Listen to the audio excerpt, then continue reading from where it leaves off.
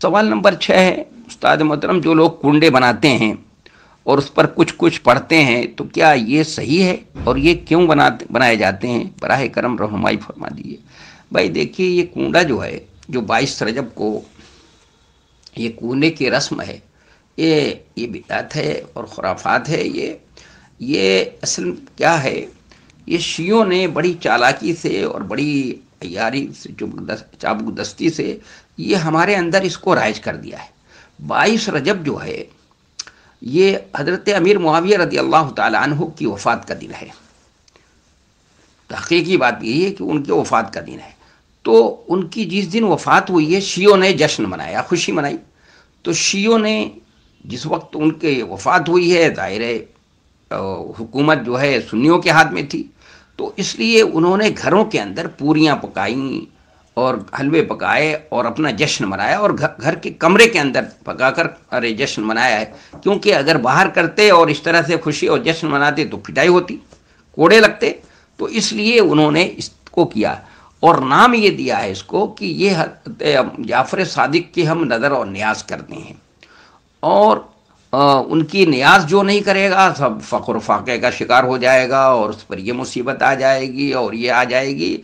और इस सिलसिले में लकड़हारे की एक कहानी है जो बड़े अफसोस की बात है कि यहीं रामपुर से एक अमीर मीनाई थे, उनके साहबजादे खुर्शीद मीनाई, उन्होंने 1905 में या 9 के अंदर वो किताब छपवाई लकड़हारे की कहानी वाली, जो मदीने का एक लकड़हारा था जो खालिद फराडी और ये है।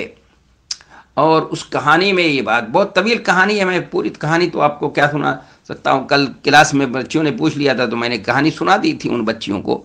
तो आप चाहें तो उसमें बच्चियों से मालूम कर सकती हैं, उसके लिंक पर है, फाजिल तो उनकी बच्चियों पर के लिंक पे।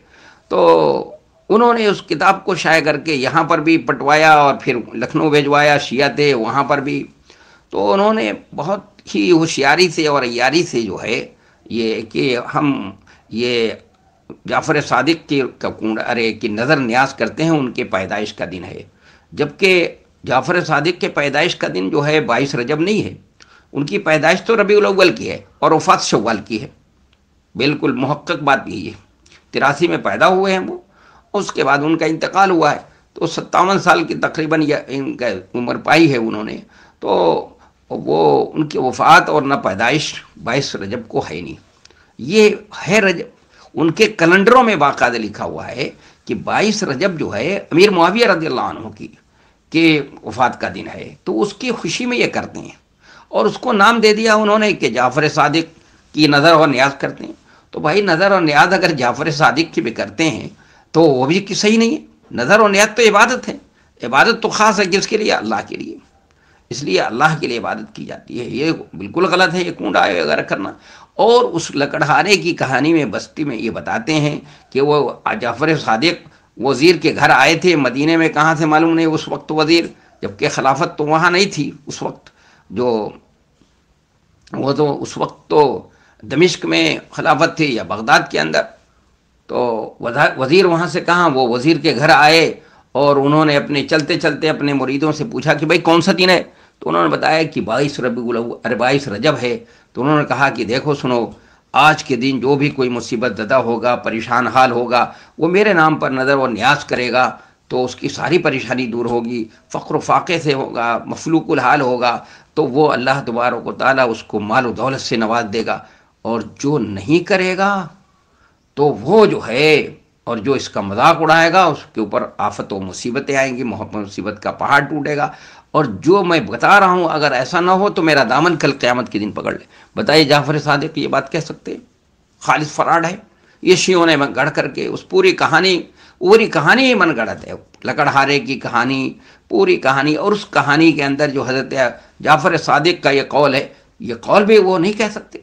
इसमें तो शिरकिया बात है, वो शिरक की दावत देंगे, ऐसा तो मुमकिन ही नहीं। तो इसलिए ये कूड़ा जो है, ये कूड़े की रस्म जो है, ये शियों ने बड़ी अय्यारी और मक्कारी से, बड़ी चालाकी से सुन्नियों के अंदर इसको याद किया। और सुन्नी भी सादा लोग, भोले भाले लोग, इल्म तो है नहीं, कुछ पढ़ना लिखना तो कुछ नहीं, इल्म से कोई लगाव नहीं है।